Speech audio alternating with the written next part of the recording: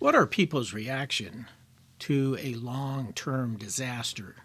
Now, many in the preparedness field see it as a bifurcated behavior. Either the person is prepared and will be calm and well disciplined, or they're going to be like zombies, which, if you think about it, that's a poor analogy.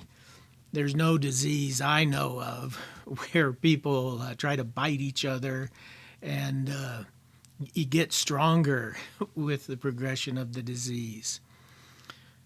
So I think the notion of there just being two categories is false. In realities, people's reaction after a disaster can vary greatly depending on the individuals and the specifics of the situation. However, some general categories emerge that capture the common emotional threads. One is people can be extremely heroic. Some people jump into action to help others. This might involve search and rescue efforts, providing medical aid, or simply offering shelter and comfort for those in need. Military warfare is full of stories of men jumping on grenades for their fellow soldiers, of coming to the rescue of them when they're wounded and out on a field. And in real life, there are people who, to total strangers, will donate a kidney to help them. So there's going to be many heroic people. I recall a story about my grandfather. He was retired from the Tampa Fire Department, and he had served in the 30s, 40s, and in the 50s. One time he went into a building because he had heard there was still a 4-year-old child, and he realized the building was fire had progressed considerably, so he immediately dropped to the floor. And then, due to his experience, he went to the bedrooms and checked under the beds and in the closets because he knew that those were too commonplace. Small children would seek safety. And indeed, he found the child in a closet. And sadly, he realized she had already gone. But he knew the family would want the body. So he tucked her under the arm, and although he knew that time was of the essence, he started a low crawl to get out of the building, dragging her with him. And when he was 6 feet from the door, he passed out. He was at death's doorway, if you will, but one of his fellow firemen saw him and reached in with a ladder hook and grabbed his leather belt around his gear and pulled him out. And when he pulled him out into the opening, as my grandfather rolled over unconsciously, the small child fell out. And as he had suspected, her body being returned to the family was to their great joy, even though life had passed from her. And of course, he was, with oxygen, was able to be revived. But people do truly heroic things.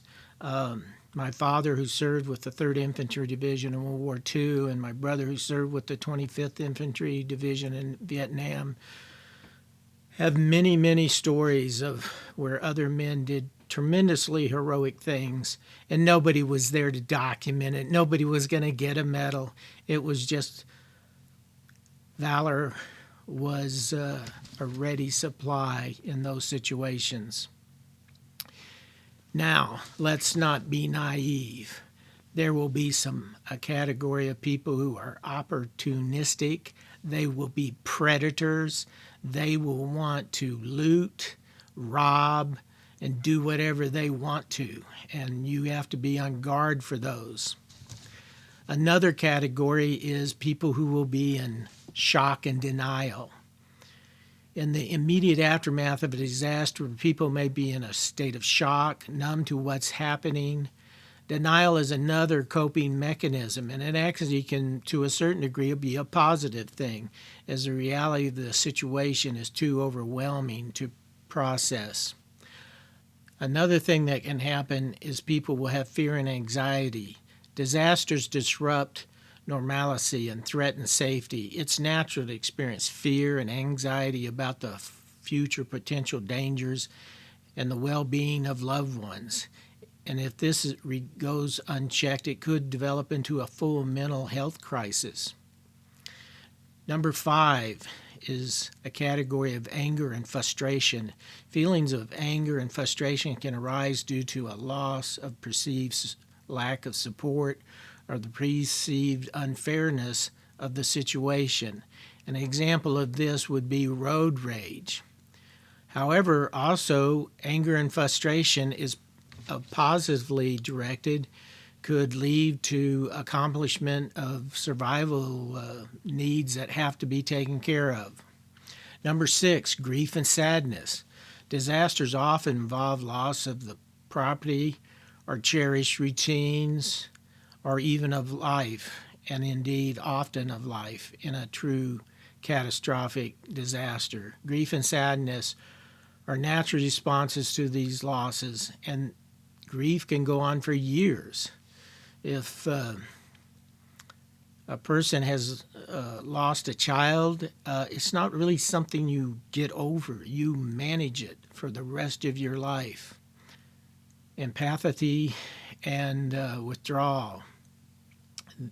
Some people may become withdrawn and apathetic after a disaster, feeling overwhelmed and unsure how to move forward.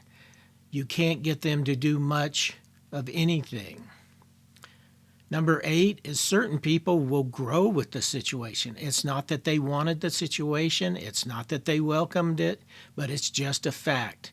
In the process of overcoming the disaster, there will be growth and resilience in those people, and we need a lot of people like that.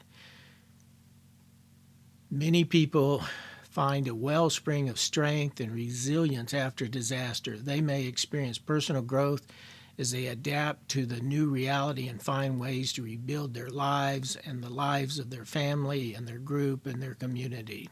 Now, number 9, it may be shocking, but it wouldn't surprise me if some people see it as an opportunity for party time. Bring out the joy juice, bring out the devil's lettuce, and let's just party until, as long and as hard as they can. Well, that's not exactly a terribly positive response to a long-term disaster when there's just a lot of hurt around you. But number 10, I would say, is we need a lot of people who will stay to their training.